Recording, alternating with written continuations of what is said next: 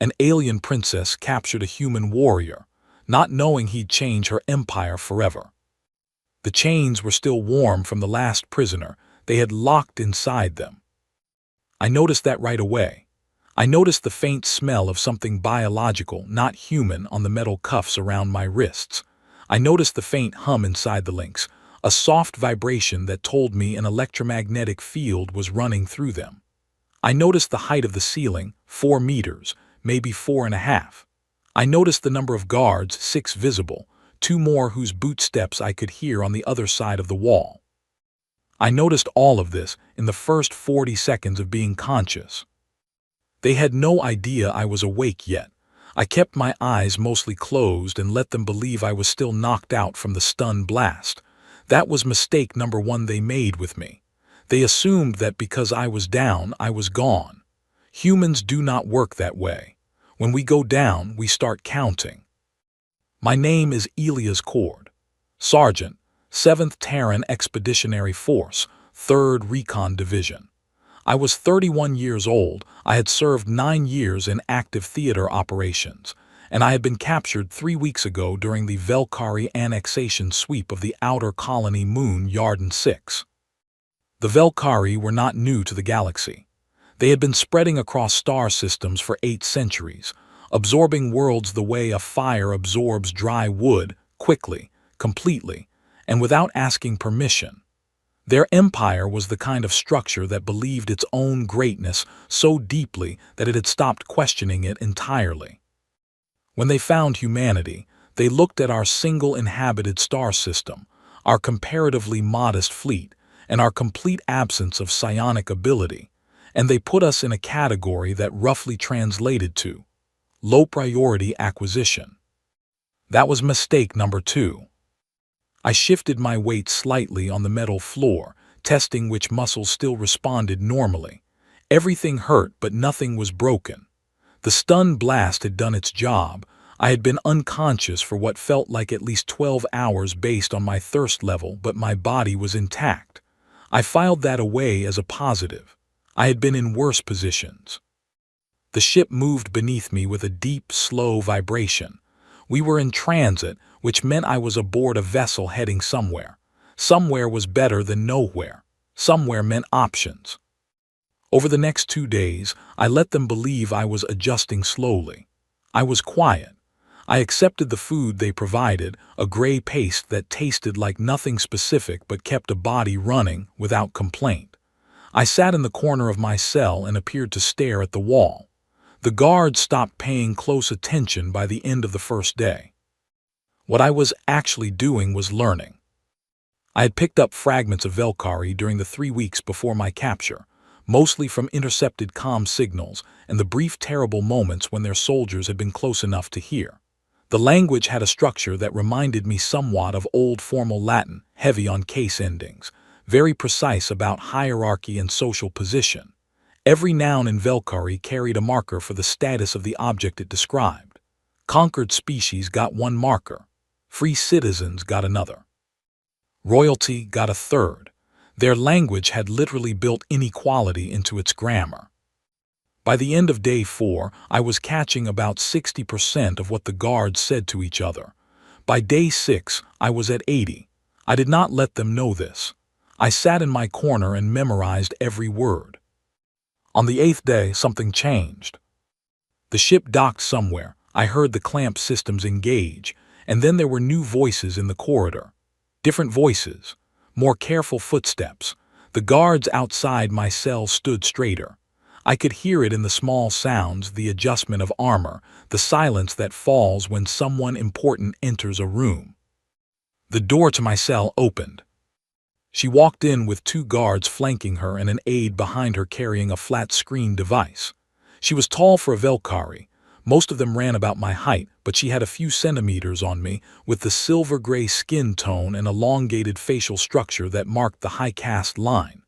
Her eyes were a deep amber color, and they moved across me the way someone looks at an item in a catalog.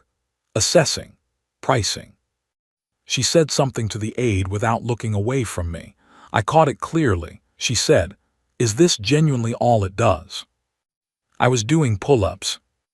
I had been doing them since day 3, using the horizontal restraint bar across the upper corner of my cell.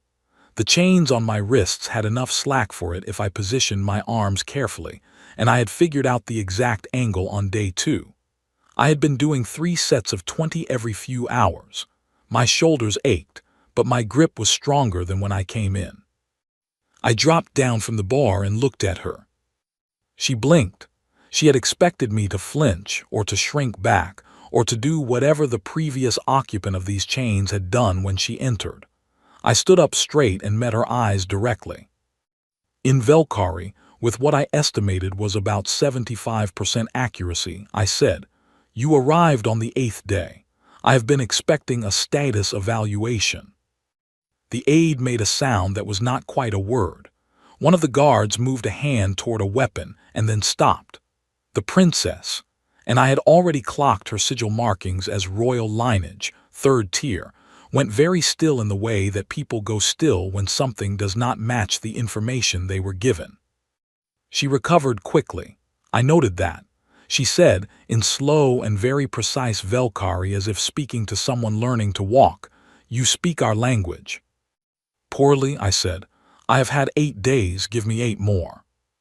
She looked at me for a long moment. I looked back. Neither of us moved. "Where did you learn it?" she asked. "From your own transmissions," I said. "You broadcast a great deal. Your military channels use a rotating cipher, but the civic and trade channels are open." I listened. The aide said something quietly. The princess held up one hand, and the aide went silent immediately. "That is not possible," she said. "Our language has 4,000 base forms. No non-Valkyrie species has acquired functional speech in under a standard month." "With respect," I said, "you may want to update that record." She looked at me for another long moment. Then something shifted behind her eyes, not warmth exactly, but interest. The kind of interest a scientist feels when an experiment produces an unexpected result.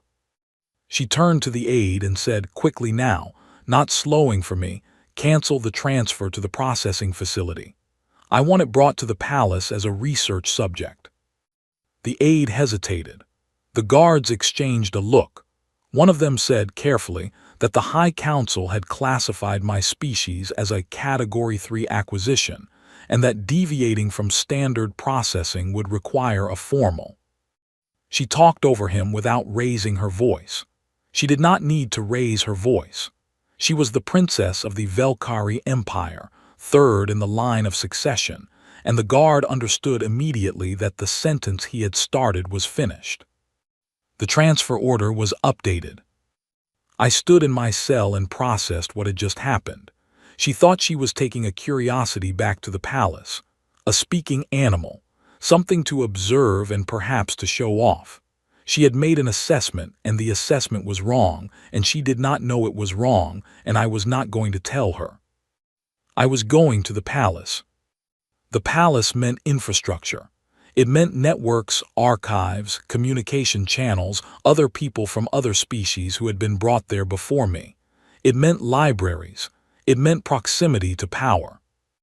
I leaned back against the wall and let myself feel, just for a moment, something close to relief. Her name, I learned later, was Sorvith. Sorvith Velkar, princess of the 3rd line, commander of the 9th Annexation Fleet, daughter of Emperor Veth Velkar II. She had no idea what she had just walked into her home. I started planning on the way there. The transport to the palace took 14 days. I spent those 14 days doing 3 things: exercising, memorizing language, and mapping every sound the ship made. By the time we docked at the palace world of Velkar Prime, I could hold a basic conversation in their language. I was not fluent, but I was functional, and I was getting faster every day. When they brought me off the ship in chains that hummed with their dampener fields designed to stop species with abilities I did not have, I walked through the palace gate and looked up at 8 centuries of empire stacked in stone and metal above me. The guards were watching me for signs of fear. I was counting doors. There were 14 on the entry corridor alone. 3 of them had the kind of hinges that swung both ways. One of them, the fourth on the left, had a gap at the bottom that was wide enough to pass a folded piece of material under. I filed all of it away and kept walking. I did not know yet exactly what I was going to do. I did not have a complete plan, but I had something that the Valkyrie Empire, in 800 years of conquering the galaxy, had apparently never encountered before. I was a human being with time and a very good memory. That was going to be enough. The palace of the Valkyrie emperors was not a single building. It was a city inside a city, 40 separate structures connected by enclosed walkways and underground passages, spread across a plateau that overlooked the capital below. The outer walls were made from stone quarried on a world that no longer existed, a planet that had been mined hollow 3 centuries ago and then abandoned. The architects had placed information about that fact in a small panel near the main gate, as if they were proud of it. I read that panel on my second day and thought about it for a long time. They put me in a suite near the east wing, which was where Sorvith worked. It was not a cell exactly. There was furniture, a sleeping platform, a window that looked out over a garden, but the door locked from the outside, and the 2 guards stationed at the end of the corridor made clear that my movement was restricted. I could walk the east wing hallways between the hours of early light and evening bell. I could not go further without an escort. I could not leave the palace at all. I told myself that was fine. I had more than enough to work with. On the first morning, I asked one of the guards if there was a library. The guard looked at me the way people look at a dog that has suddenly asked a question. For study purposes, I said in Valkyrie, with what I hoped was a convincingly mild expression. The guard checked with a superior. The superior checked with someone else. Word came back, apparently, that the princess had authorized my access to the lower archive as a research accommodation, meaning she wanted to see what I would do with it. Fine, let her watch. The lower archive was 3 floors underground and smelled like old materials and filtered air. It had records going back 600 years, organized in a system that took me about 2 hours to decode. After that, I started reading. I read for 8 hours the first day. I read about Valkyrie history, their legal codes, their military structure, the 14 species they had absorbed in the last 2 centuries. I read the formal records of each annexation, dry, technical documents that describe the process of folding a living civilization into the empire the way a cook describes folding dough. I read about the species I had seen in the palace corridors, the ones doing the labor that kept the palace running, the ones the Valkyrie called the bonded class. The bonded class was not called slaves in any official document. The official term was integrated labor collective. The official term was a lie dressed in careful language, but the language was very careful indeed. I came back the next day, and the day after. By the end of the first week, Sorvith summoned me. Her working chamber was large and spare, not decorated the way I expected from royalty. There were no trophies, no display cases. There were screens covering 2 full walls, all of them showing different feeds, fleet positions, trade routes, population data. She was standing at one of them when I came in, studying a map of a sector I recognized as the outer expansion zone near human space. "You have been in the archive for 6 days, she said, without turning around. 7, I said. She turned then. She looked at me the way she had in the cell, that cataloging look, but there was something else in it now. Something that was almost a question. "What are you looking for?" she asked. "Understanding," I said. "Of what?" "Of this," I said, and I gestured at the room, at the screens, at the palace around us, at the empire it represented. She was quiet for a moment. Then she said, "The lower archive has 600 years of records. You are reading all of it." I read quickly, I said. That was not entirely accurate. I read quickly because I had learned to read quickly. It was a skill, not a gift. built over years of needing to process information faster than circumstances allowed, but explaining that felt unnecessary. She pulled out a chair and sat down, watching me with an expression that I was still learning to read. Velkari facial expressions were not identical to human ones, but there were overlaps. The slight tension around the eyes when something was surprising, the shift in posture when something was being evaluated. "You said something in the transport cell," she said.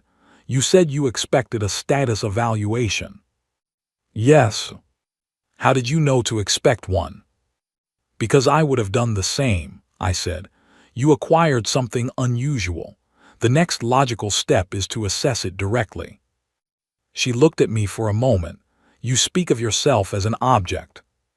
"I speak of how I appeared to you," I said. "There is a difference."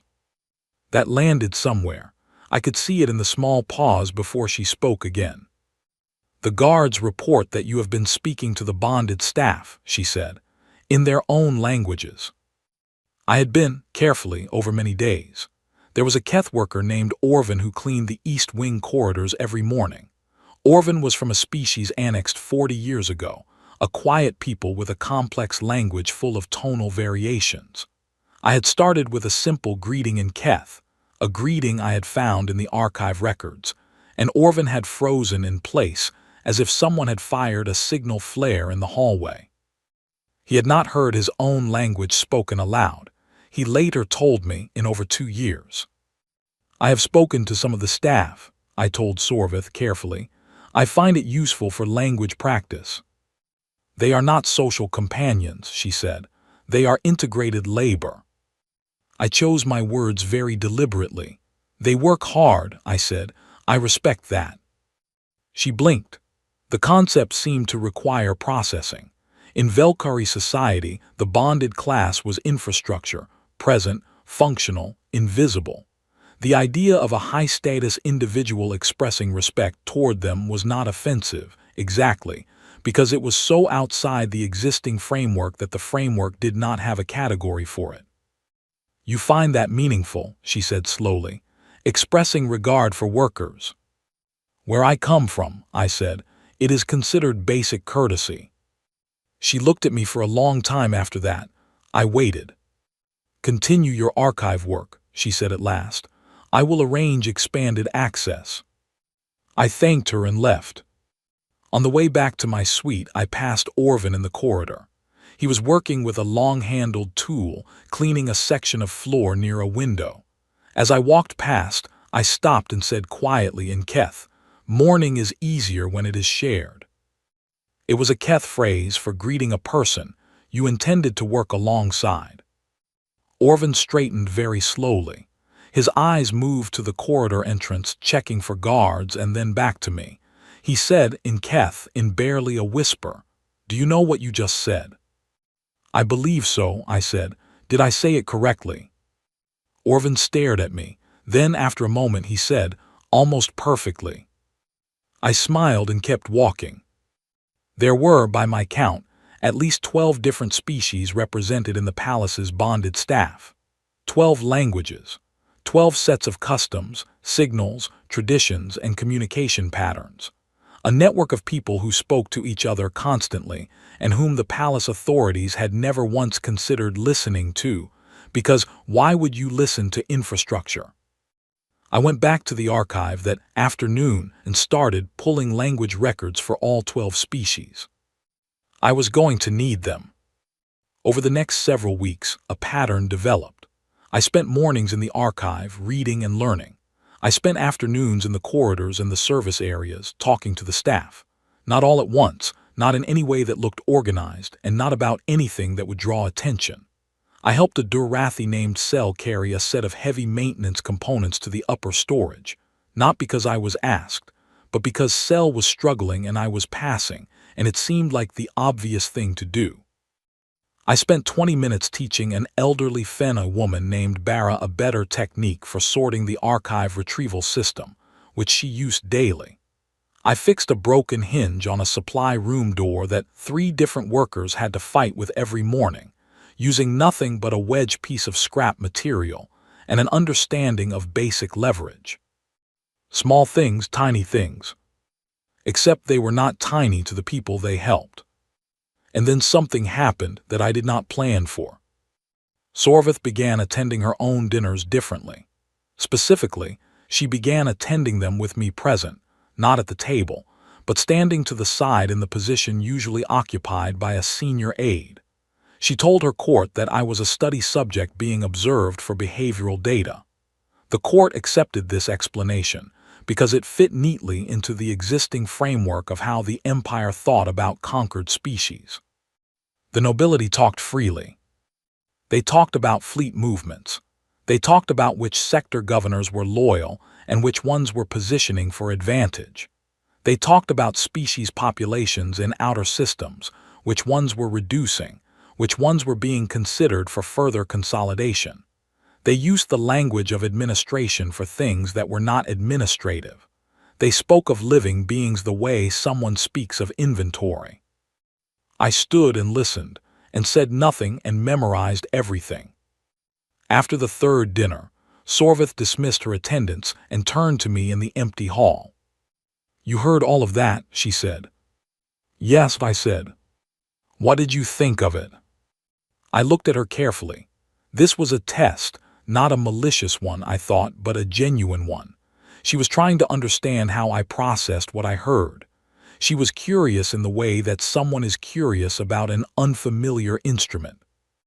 I said, "I thought about the Fenn colony on the third moon of Sector 14, the one they described as being below productivity threshold." Sorvith waited. "There are 400,000 people on that moon," I said. "I read the original annexation record. It said they were farmers. It said they had a tradition of community harvest celebrations that had continued for 6 generations. I paused. Below productivity threshold sounds different when you know those things. Sorvith was quiet for a long time. "You are telling me," she said carefully, "that the way we describe something changes what we think of it." "I am telling you," I said, "that language is not neutral. Every empire that has ever existed uses language to make ordinary things sound like they require no feeling." I stopped, because I had gone further than I intended, and I watched her face to see whether I had gone too far. She did not look offended. She looked unsettled, in the specific way of someone who has been told something they already knew but had never said out loud. "You read a great deal of history," she said.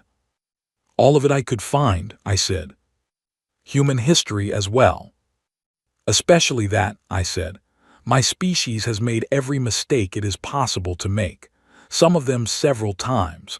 We are not a model to follow, but the mistakes are well documented, which means they are at least useful as warnings." She looked at me for a moment longer. Then she said, very quietly, "Do your people have a word for someone who watches an empire from the inside and understands what it will become before it does?" I thought about that. "We have a few," I said. "None of them are comfortable to be." She did not smile, but the very edge of her expression shifted in a way that was not entirely without warmth. I went back to my suite that night and sat with the lights low and thought carefully about what was happening. I was not being used as a trophy. I was not being paraded as a specimen. Something was occurring that I had not predicted precisely. The princess of an 800-year empire was beginning, slowly and cautiously, to listen to me. That was more dangerous than anything else that could have happened. Not dangerous to me, dangerous to the empire. Because I had been reading its history for weeks now, and I knew exactly where the cracks were, and I knew exactly the kind of pressure that makes an old structure decide it needs to change. The question was whether she would choose to apply that pressure herself, or whether someone else would do it first.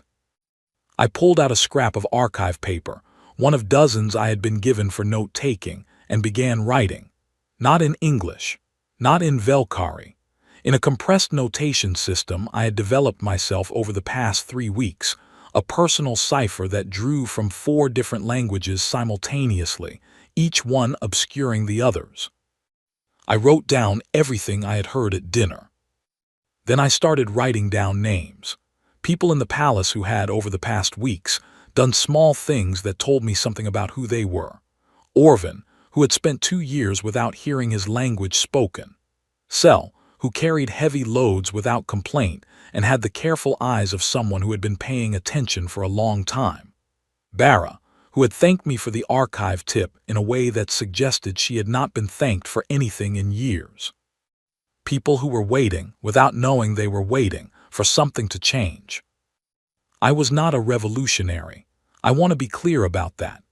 I was a soldier who had been captured and placed inside a system that was, by every measure I had been trained to use, a target. Not a target for force. A target for the one thing humans are genuinely terrifying at when we set our minds to it. Organization. I wrote until the light outside my window went from dark to the pale gray of a Valkyrie prime dawn. Then I folded the paper into a shape I had learned from an old archive document. A Keth origami form that meant, in that language, something along the lines of, "This is being kept safe until it is needed." I pressed it flat under the edge of my sleeping platform. Tomorrow, I decided, I would teach Orvin how to read. The moment things became real was not dramatic. It happened in a kitchen. Specifically, it happened 3 floors below the main palace level, in the supply kitchen where the bonded staff took their meal breaks. I had found this room on my 4th week in the palace by following the sound of a language I had been studying. Keth, specifically, a rapid subdialect used between the Keth workers when they were certain no one with authority was listening. I had walked in, sat down on an empty supply crate and said in Keth, "I am trying to learn. I apologize for interrupting. I will leave if you prefer." There had been 5 workers in that kitchen. They had all looked at me with the specific expression of people who are calculating very quickly whether a threat has just walked into the room wearing a friendly mask. Orvin had been one of the 5. He had said in Keth, "This one taught me the archive form. He already knows our first greeting phrase. He is not performing." And that had been that. By the 5th week, I was spending 2 hours a day in that kitchen. Not every day, I varied the timing deliberately, never creating a pattern that could be noted or mapped. And not just that kitchen. I had found 3 other informal gathering points used by different species of bonded staff in different wings of the palace. The thing I want people to understand about what I was doing is that it was not a campaign. It was not strategic in the sense of a military operation with objectives and timelines. It was simply what happens when a human being is placed inside a situation full of people who need things that are completely reasonable to need. Orvin needed to feel like a person, not a function.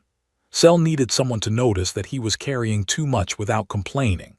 A Fenna worker named Dav needed someone to explain to him why his shift assignment had changed 3 times in 2 weeks without explanation. I found the reason in the archive, a clerical error in the duty roster, and fixed it by writing a correction note in the proper administrative form and leaving it at the assignment office. David looked at me when the next schedule came out correctly and said, in Fenno, something that roughly translated to, "How did you do that?" I had said, "Paperwork." He had looked baffled. I had explained that in every administrative system ever built, there were people whose job it was to maintain records, and those people had authority over the records they maintained, and if you understood the record system well enough, you could use it. The records did not care about species. They cared about correct form. He had thought about that for a long time. These conversations were seeds. I was not planning them as seeds at the time. I was having them because they were the natural thing to do when a person with information is standing next to a person who needs that information. But looking back now, I can see what I was actually building. I was building the idea that things could be different. That is a more radical thing to build than it sounds. When you have lived your entire life inside a system that tells you certain things are fixed, that the hierarchy is natural, that the structure is permanent, that the position you were born into is the position you will die in, The idea that things could be different is not just unusual. It is almost incomprehensible. It feels like being told that the sky could be green. You do not reject it because it is threatening. You reject it because your mind has no shelf to put it on. The first shelf I built was literacy. I started with Orvin because he was already partway there. He had some exposure to written Velkari from his work duties, enough to recognize about 200 symbols. I found a corner of the lower archive that was rarely used and had no working surveillance sensors. I had mapped the sensor gaps in my first 2 weeks, and we spent 40 minutes 3 times a week on written language. Within a month, Orvin could read a standard palace administrative form. Within 2 months, he could write one. He told 2 other Keth workers. They asked me if I would teach them too. I said yes. The teaching spread through channels I did not create and could not fully track. People told people. Not everyone was interested. Some workers were frightened of the attention it might bring, and that was a completely rational response, and I did not push anyone. But enough people were interested that, by the 3rd month of my time in the palace, there were reading sessions happening in 3 different service rooms across 4 wings. Using a simplified notation system I had developed that could be scratched into the back of a tile or written on a scrap of supply paper and mistaken for a cleaning mark. Nobody called it anything. It did not have a name. I had not given it a name on purpose. Names draw attention. Names become targets. What I had built did not need a name yet. It needed time. And then Sorvith called me to her chambers at an unusual hour, and I walked in to find her standing at her data screens with the look of someone who has just discovered a problem they do not yet have the right words for. "Sit," she said. I sat. "There is something happening in the palace," she said, still looking at the screens. "The staff behavioral patterns have shifted. Output metrics are unchanged. Compliance records are unchanged. But something is different." I said nothing. "The monitoring analysis cannot identify a cause," she said. "The senior staff supervisor has flagged it as a potential coordination pattern. He is recommending an investigation sweep." I thought very carefully about the next 5 seconds. "What kind of difference," I asked, "in the behavioral patterns?" She turned to look at me. "They appear," she said slowly, "to be more present. The attention indicators. The error rates are slightly lower. The response consistency is slightly higher." She paused. "The supervisor's interpretation is that this indicates early-stage resistance organization." "What is your interpretation?" I asked. She looked at me for a long moment. "I think," she said, "that something has changed in how certain staff members feel about their work." The room was very quiet. "Is that a problem?" I asked. Sorvith sat down across from me. She did not answer immediately, which was itself an answer of a kind. She was a person who could answer any question about fleet logistics, military doctrine, or imperial law in under 10 seconds. Questions about how people felt were a different matter. "It is not covered in any operational framework," she said at last. "No," I said, "it usually isn't." She looked at me steadily. "This is connected to you." "I have had conversations with some of the staff," I said, "about language, about work methods. I helped correct a scheduling error that was affecting a worker's rotations." "That is not supposed to be your function." "I know," I said, "but someone needed the correction and I knew how to make it, and it seemed like the useful thing to do." She was quiet again. The screens behind her showed fleet positions, trade figures, population density maps. 800 years of empire, rendered in clean lines of light. "You treat them as individuals," she said. It was not an accusation. It was the sound of someone identifying a pattern they had not noticed before. "They are individuals," I said. "That is not the operational designation." "No," I said, "but it is the accurate description." Sorvith leaned back slightly. She had the look now that I had started to recognize. The look she got when something I said knocked against a framework she had built a long time ago, and the framework was responding with small vibrations. "My supervisor wants to run an investigation," she said. "If he runs it, he will find the reading sessions. He will consider them a violation of the integration protocols. The protocols specify a correction response." The word correction in Velkari law carried an implication that I did not want to sit with. I met her eyes. "Will he run it?" I asked. She looked at me for a very long time. "I have not authorized the sweep," she said finally. "I am reviewing the flag personally. That review will take time." I understood what she was doing. She was creating a gap, a delay in the process, not enough to be suspicious, not enough to constitute a formal override, but enough. "Thank you," I said. She shook her head slightly. "Do not thank me. I do not know why I am doing this." She looked genuinely uncertain, which was the most unguarded I had ever seen her. "I understand the regulations. I understand what the protocols are designed to protect. But I look at the behavioral data and I think about what it means, that the staff are functioning better, that error rates are lower, that something has made them more present, and I cannot identify a reason why that should require a correction response." "It should not," I said quietly. "With respect, it should not require correction at all." She looked out the window at the palace grounds below. The lights of the capital city were visible on the horizon. "My ancestors built this empire," she said. 800 years of expansion and consolidation. It is the largest political structure in this region of the galaxy." "I know," I said. "And you are telling me," she said, "that it is built on something that does not hold." "I am telling you," I said carefully, "that every empire I have ever read about, and I have read about a great many, eventually arrives at a moment where it has to choose between the thing it was built to be and the thing it could become. Some of them make that choice well. Most of them do not." I paused. "The ones that do it well usually have someone inside who asks the right questions early enough." She was still looking out the window. "What are the right questions?" she asked. I thought about that. "The first one," I said, "is whether the people who hold this place together have been treated as if they matter, not as a policy, as a fact." She did not answer, but she did not look away from the window for a long time, and in the silence I could hear, faint and far below, the sound of the palace running, the hum of maintenance systems, the movement of staff through corridors, the thousand small sounds of people doing work that kept everything standing. I let her listen to it.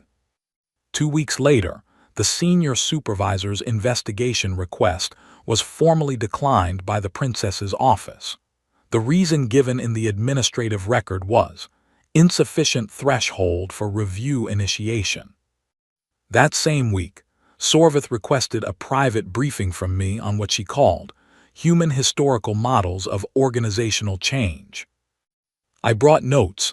I had been preparing them for some time.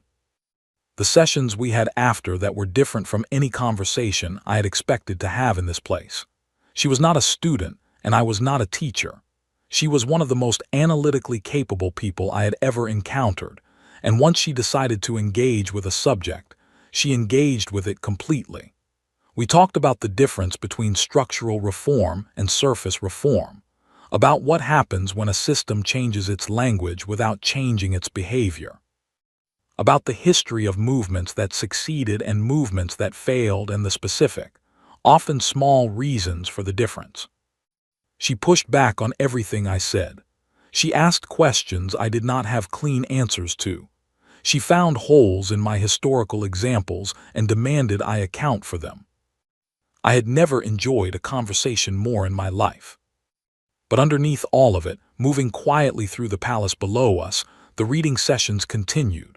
The quiet net, a name I did not give it but that had emerged organically from the Keth workers, meaning something like, the thing that speaks beneath the noise, was now operating in every wing of the palace. 5 species, hundreds of individuals, all of them sharing information, helping each other navigate the administrative systems. connecting in ways that the palace authorities had no framework to see, because the authorities had never considered the possibility that the infrastructure could talk to itself. And then the night I had been waiting for, the night I had been quietly, carefully preparing for without knowing exactly when it would come, arrived. A bonded worker named Fen, from a small avian species called the Nari, came to find me at the hour just before morning. Fen moved in a way that told me immediately something was wrong, not panicked, but with the tight, controlled urgency of someone carrying dangerous information. I opened my door before Fen knocked. Fen stared at me. "How did you know I was here?" Fen said in the Nari trade dialect. "Your wing step pattern is distinct," I said. "You hold the left primary slightly higher when you are moving quickly. What happened?" Fen told me. There was an order, not public, not through official channels. It had moved through the administrative back corridors the way these things always moved when they were not meant to be seen. A consolidation directive. 3 species populations, including the Keth, were flagged for what the directive called workforce restructuring. The language was exactly as careful as all the language in this empire was careful. The reality underneath the language was not. The directive was scheduled to process in 48 hours. I stood in the doorway and let the information settle into every part of my thinking. 48 hours.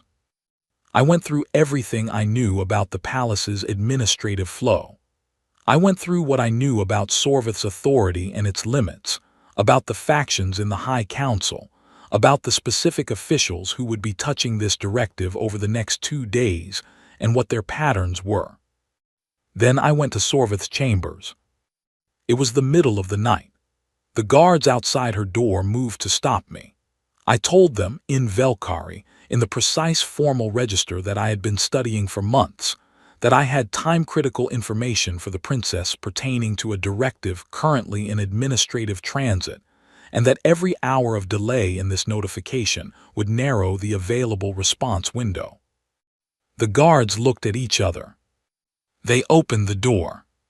Sorvith was awake. She was sitting at her screens in the low light, which told me she had been awake for some time. She looked up when I entered, and she read my face the way she had learned to read it over months of conversation. "Tell me," she said. I told her. She listened without interrupting. When I finished, she was very still for a moment. Then she reached for her access screen.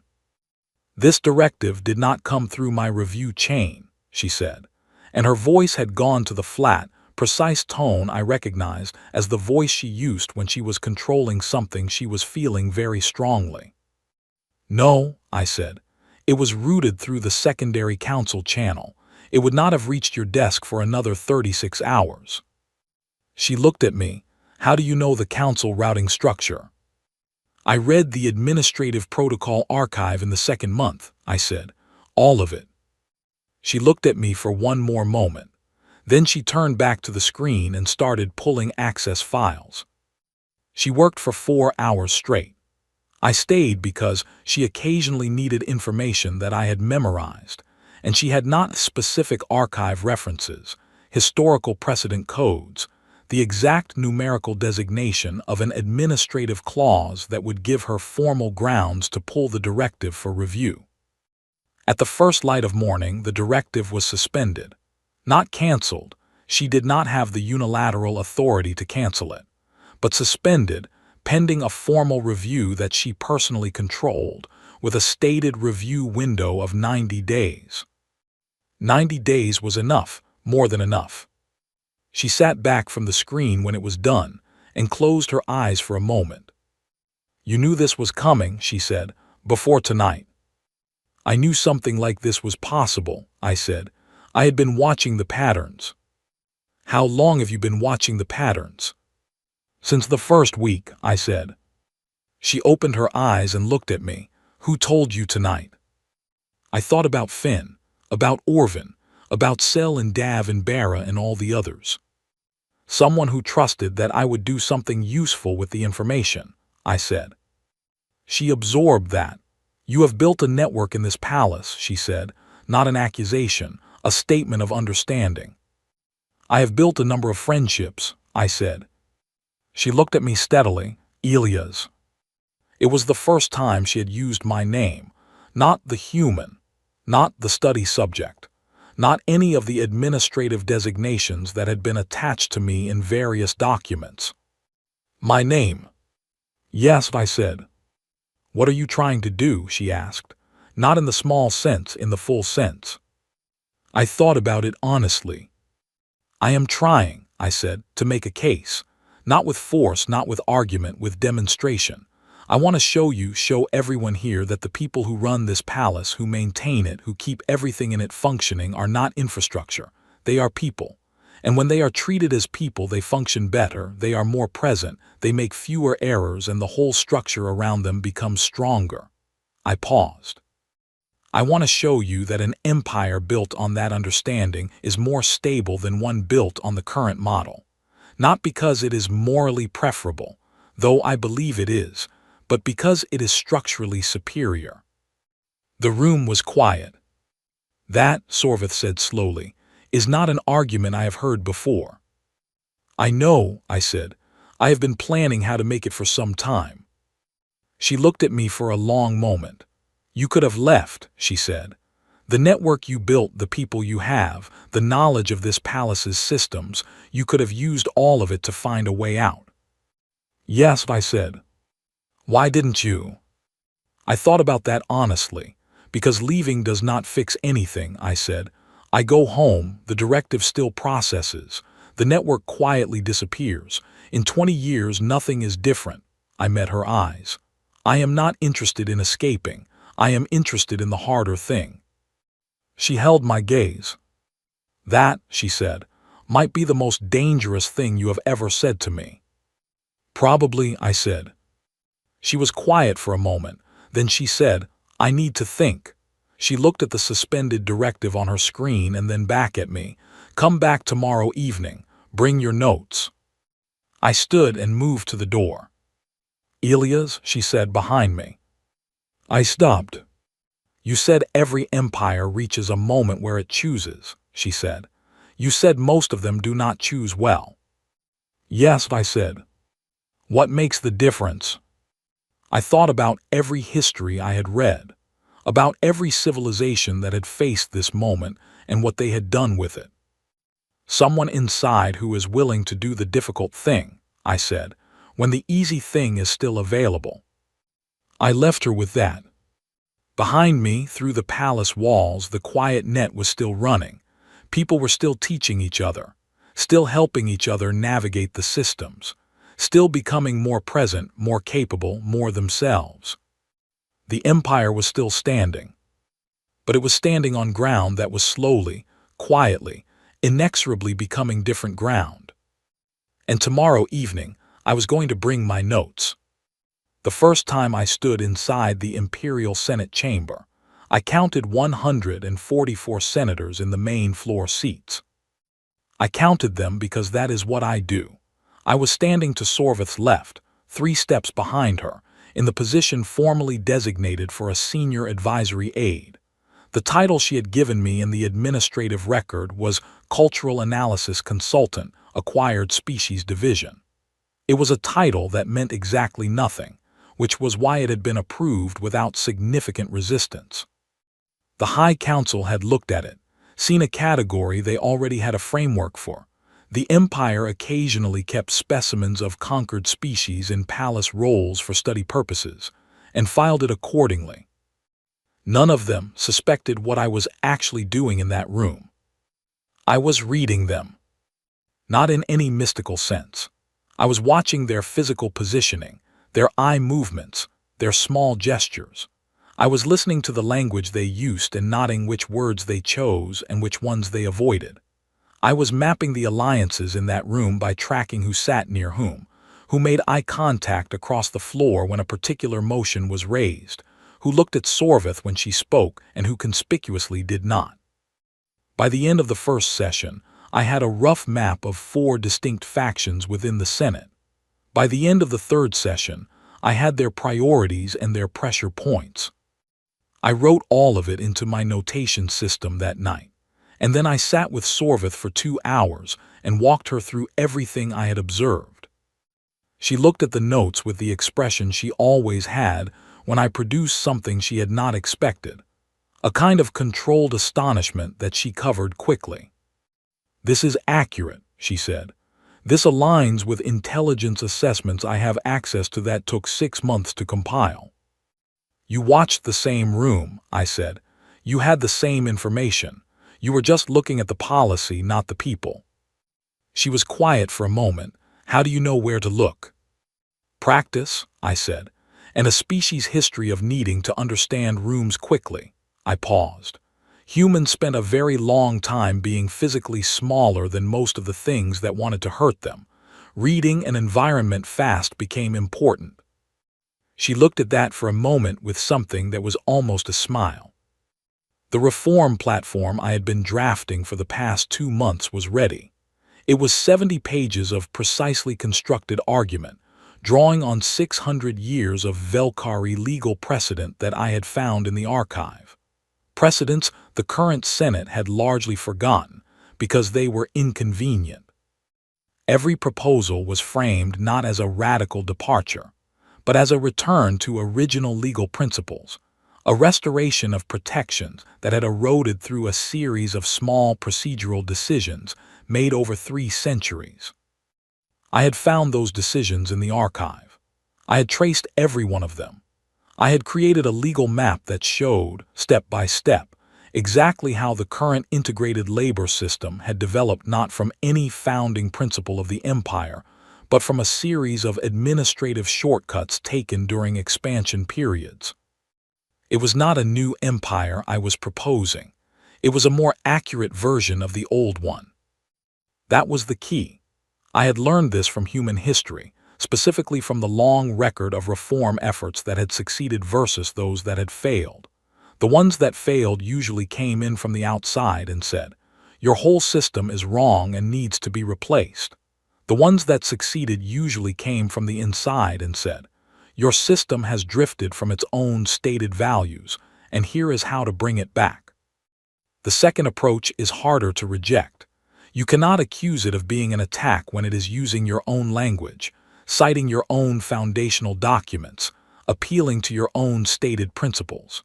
The senators who opposed Sorvith's reforms would need to argue, in public, against clauses from their own empire's constitution. I had made that the only available ground for the argument. Sorvith read the platform in one sitting. She did not speak for a long time after. "This is not what I expected," she said. "What did you expect?" I asked. "I expected you to argue for the abolition of the integrated labor system." "That is the conclusion," I said, "but the platform does not start there. It starts with the administrative record of 312 years ago, when the first labor classification statute was passed during the third expansion period. It starts with the legal text. It starts with what your own founders wrote." She looked at a particular page. "This clause," she said, "from the original imperial charter, about the dignity of persons under imperial authority." "It was never revoked," I said. "It was never formally superseded. It was simply quietly not applied." She looked up at me. "How did you find this?" "I read everything in the lower archive," I said. "And then I read the upper archive, which your aide was kind enough to request access for on my behalf after the 3rd month." She looked at me steadily. "You have been building this," she said, "since the first week." "I have been building it since before I arrived," I said honestly. "I have been a soldier for 9 years. I know how to prepare for a position before I enter it. I did not know the specifics, but I knew that if I was going to end up inside an empire for any significant period of time, the most useful thing I could do was learn it well enough to help someone change it from the inside." I paused. I just needed to find the right person. She was quiet for a moment. "And I am the right person." "You asked the right questions," I said. "You opened a door when it was easier to keep it closed. You suspended a directive when a different person would have let it process.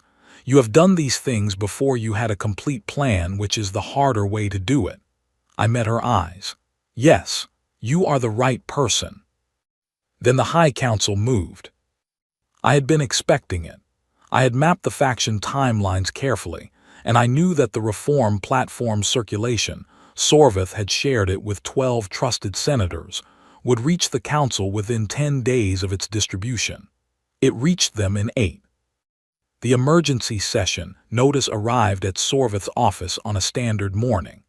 It cited procedural grounds, a formal challenge to her authority to introduce reform legislation without council pre-approval, which was a use of an administrative clause that had not been invoked in over a century.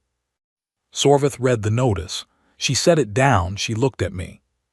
They are going to try to remove me from the succession line, she said, on procedural grounds. Yes, I said. Can they succeed? Technically, yes, I said. If 2/3 of the council votes to invoke Article 14 of the Succession Protocol, they can suspend your legislative standing pending a review. The review process takes approximately 6 months, during which time the reform platform cannot move forward. And the directive we suspended would process, she said, before the review ends. Yes, I said. She was quiet. However, I said, and I put a data folder on her desk. The evening before the emergency session notice arrived, the Quiet Net, the information network that has been operating in this palace for 5 months, went active in a way it has not before. She looked at the folder. 12 sector governors, I said. All of them have, at various points over the past year, been in contact with members of the bonded staff in their regions. These are governors who have seen firsthand what a workforce looks like when it is treated differently. Some of them started doing it informally, without a policy framework. Some of them contacted the palace for guidance and were told it was not a recognized practice area. I opened the folder. I have been corresponding with all 12 of them for the past 3 months, through the Quiet Net. Sorvith stared at me. You have been running communications with sector governors, she said. I have been having conversations, I said, about historical governance models, about the administrative evidence for productivity outcomes under different management frameworks, about the legal history of the charter clauses. Through a network of palace workers. Yes. For 3 months. Yes. She sat back. Elias, she said, and her voice carried a weight I could not immediately categorize. The governors are not committed, I said quickly. I did not ask for commitments. I gave them information and analysis and I let them draw their own conclusions.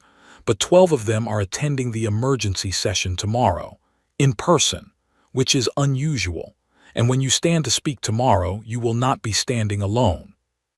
The silence in the room had a specific quality to it. The council does not know this, she said. Not yet, I said. She looked at me for a long moment. You have been very busy, she said. I had a lot of reading time in the beginning, I said. She almost smiled. The next morning, when Sorvith stood in the Senate chamber, and the council invoked their procedural challenge, I watched from the gallery above. I watched the chamber fill. I watched the 12 governors take their seats in the observer gallery that were technically available to any regional administrator, a provision that the council had clearly not checked before filing the session. I watched the council representative stand and begin reading the procedural clause. And then I watched 2/3 of the chamber stand before he finished. Not because I had organized them. I want to be absolutely clear about that. I had shared information. I had pointed to legal history. I had connected people who had similar questions to each other. But what happened in that chamber happened because those people, senators, governors, administrative officials, had been thinking about these questions for a long time and had finally been given a language for the answers. I had given them the language. They had made the choice. The vote on the reform platform passed with 61% support. It was the first major legislative reform in the Valkyrie Empire in 800 years. I stood in the gallery and watched it happen and felt something that I have never been able to name exactly. Not triumph, not relief, something quieter than both of those. The feeling of watching a very large, very heavy thing begin slowly to move.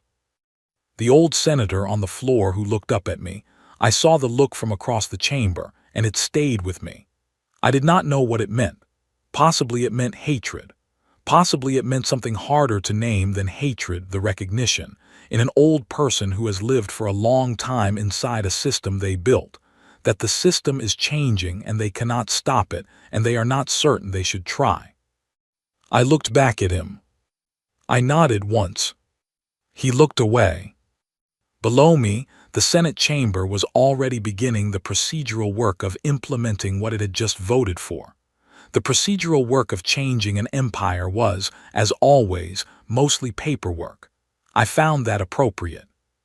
Somewhere in the palace below, the quiet net was still running. They offered me a formal seat on the Transitional Council on a clear morning, in what the Valkyrie calendar called the season of second wind. Sorvith delivered the offer herself, in the private meeting room we had used for most of our planning sessions over the past year. The room had acquired, over many months, the specific character of a space where difficult conversations happen, a water vessel on the side table, note materials always available, both chairs worn in from frequent use. She placed the formal offer document on the table between us. I looked at it, I did not touch it. I am honored, I said, genuinely. But, she said, she had learned to hear my buts coming. But it should not be me, I said. The council needs to be Valkyrie. It needs to include representatives of the bonded species. It needs the voices of the people who have been living inside this system for generations, not the voice of someone who arrived 14 months ago with an agenda and a good memory. I looked at her. I was useful in the beginning because I was outside the system. Once I am formally inside it, that usefulness ends. And my being on the council would give the opposition something real to argue with, that the reform was driven by an outsider, by a conquered species with interests of its own. I am not going to hand them that. Sorvith looked at the document. You have thought about this for some time. Since about the 4th month, I said. Around the same time I started drafting the platform. She leaned back. The council will be weaker without you. It will be more legitimate without me, I said, which means it will be stronger in every way that lasts. She was quiet for a moment. You are very stubborn. It is a species trait, I said. I apologize in advance. She looked at me, and in her expression was something that had been building over many months of working together, something that I had noticed but had not named, because naming it would have made a situation that was already complicated into something much harder to navigate cleanly. You are going home, she said. It was not a question. My unit declared me killed 9 months ago, I said. There is a memorial on Yarden 6. I have a record to correct and a great many people who deserve to know I am alive. She nodded slowly. When? When the Transitional Council is seated, I said. When the first session is complete, when I know the structure is self-sustaining. You do not trust it without you yet. I trust it, I said. I just want to see it work once before I leave. The council was seated 12 days later. I attended the first session from the observer gallery, the same gallery where I had watched the vote 8 months before. Below me, the chamber had changed in visible ways.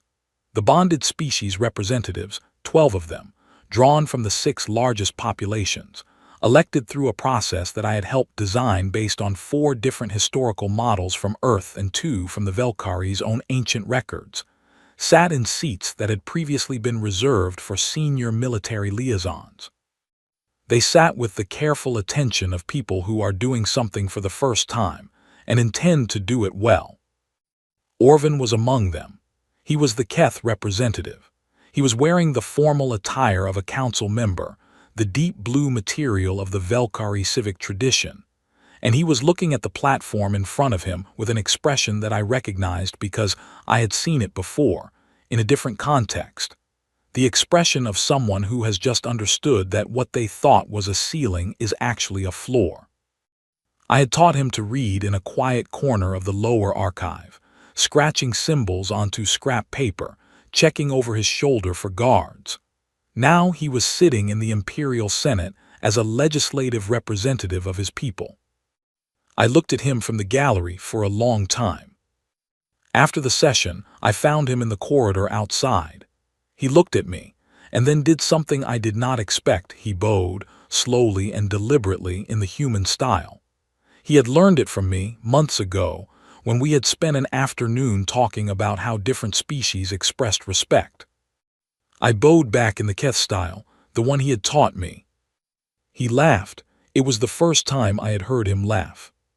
"You are leaving," he said, not asking. "Yes," I said. "Will you come back?" I thought about that honestly. "I do not know," I said. "I hope so. There is a lot of work still ahead." "There is always work," he said. "That is not a complaint." "No," I said, "it is not." I walked through the palace one last time the morning I left. Not the fast, efficient route to the transport bay.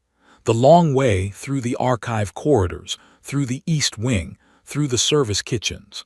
I stopped at the corner of the lower archive where the first reading sessions had happened. The scrap paper was long gone, but the table was still there, the same supply crate pulled up beside it. Barra was in the corridor near the service kitchen. She was walking with purpose, carrying a set of administrative folders. She had taken a position in the new council's record-keeping office, a role that had been created specifically because someone who had been maintaining archive systems for 12 years was exactly the right person for it. She saw me and stopped. "Leaving today," I said. She nodded. She said something in Fenno that took me a moment to parse. My Fenno was functional but never as fluid as my Keth had become. She said, "The house stands because of how the stones hold each other." It was a Fenno proverb. I had read it in the archive, in a text about traditional Fenno architecture. It meant, roughly, that a structure is held together not by the force of any one piece, but by the relationship between all of them. "I know that proverb," I said. "I know," she said. "You found it in the archive and you told it to Orvin, who told it to Sel, who told it to me." She paused. "It traveled through 12 people before it came back to you. That is how we have been working for the past year." I thought about that. 12 people. One proverb traveling in a circle and coming back changed by the journey. "That is a good system," I said. "It is our system now," she said and walked on. The transport was waiting at the eastern landing platform. Sorvith was there. I had not expected that. She was standing at the edge of the platform, in her working clothes rather than any formal attire, looking out at the capital city below. The morning light made the buildings look almost warm. She heard my steps and turned. We had said most of what needed to be said in pieces over the past months. There was not, I found, very much left that needed to be added. The conversations had been complete in a way that few things are. She said, "Your debriefing officers will have many questions." "I expect so," I said. "I have been thinking about the answers." "What will you tell them?" I thought about the 14 days on the transport from the prison barge, counting doors and making plans. I thought about the palace archive and 8 hours a day of reading. I thought about Orvin's first correctly written form and Barra's proverb traveling through 12 people and coming back. I thought about the Senate chamber and 61% of the vote and the old senator looking up at me from the floor. "I will tell them the truth," I said, "that the Velkari Empire is currently in a transition period, that the transition is being managed by capable people who have a solid structural plan and 12 sector governors who are already implementing early versions of the new labor framework, that the legal foundation is sound because it is based on the Empire's own charter documents." I paused. "I will tell them that the situation calls for diplomatic engagement, not military response." And if they have already authorized a military response, she asked. Then I will argue against it, I said, loudly and with extensive documentation. She looked at me. That sounds like a great deal of work. It will be, I said. I seem to have developed a habit of taking on a great deal of work. She was quiet for a moment. The city spread out below us, the capital of the largest empire in this region of the galaxy, 800 years old and currently, carefully, choosing to become something different. Elias, she said. Yes. When we first met, she said, I thought I understood what I had found. I thought I had found an interesting specimen, something that could be studied and contained and understood. I know, I said. I was wrong, she said, and in her voice was something that had no precise equivalent in Velkari, because it was the sound of someone acknowledging that they had learned something that changed them. You were never something to be contained. You were a door. I thought about that. The door was already there, I said. I just knew how hinges work. She held out her hand. In the human style, palm forward, fingers straight. She had learned it from watching me. She had practiced it, I suspected, in private. I took her hand and we shook firmly once. Then I picked up my bag, which contained very little, my personal notation journals.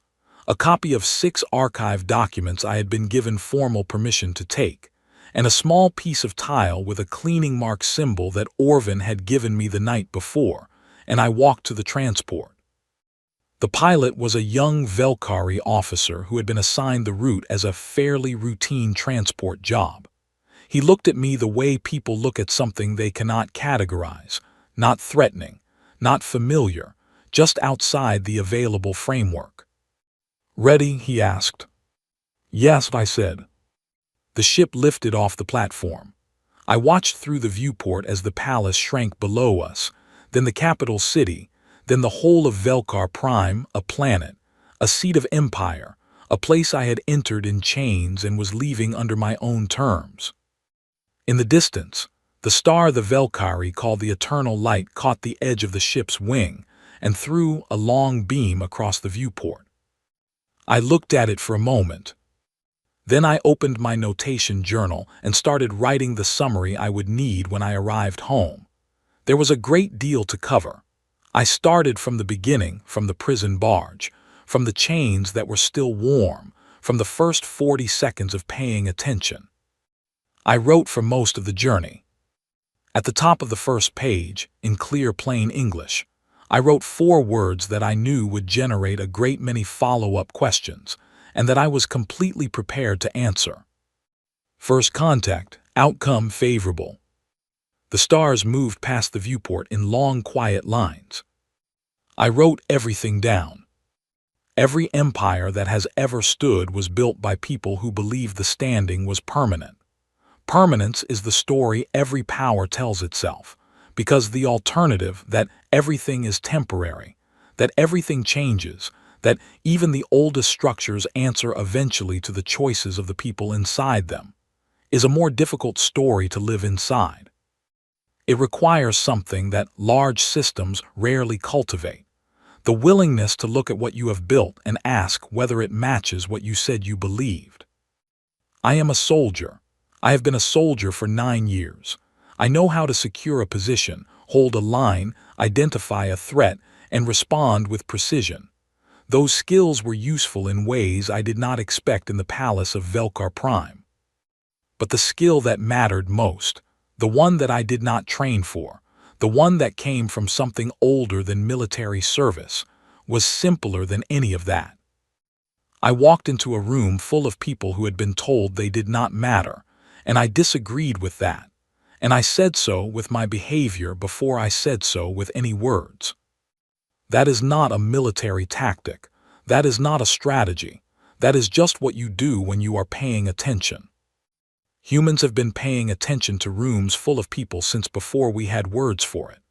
We learned to read faces before we had language. We learned to build coalitions before we had law. We learned to find common ground in the places where our survival depended on it, and we have not entirely lost that capacity even now, even with all the distance and technology and complexity layered on top of it. They captured a human warrior. They put him in chains designed for species with abilities he did not possess. They put him in an archive and told him it was a privilege. They gave him access to 600 years of their own history, their own legal foundation, their own record of who they said they were before the drift. They forgot that we read everything. They forgot that we remember. They forgot, and this is the part that I think will take the longest for the next empire, and the one after that, to truly understand that when you put a human being in a room with a problem, we do not see a wall. We see the door. We always see the door. The transport broke through the outer atmosphere of Velkar Prime, and the stars came fully into view, a vast open field of light, ancient and indifferent and full of worlds that were still making their choices. I closed my journal. I had a great deal of work ahead of me. I found when I thought about that clearly that I was not tired. I was ready. And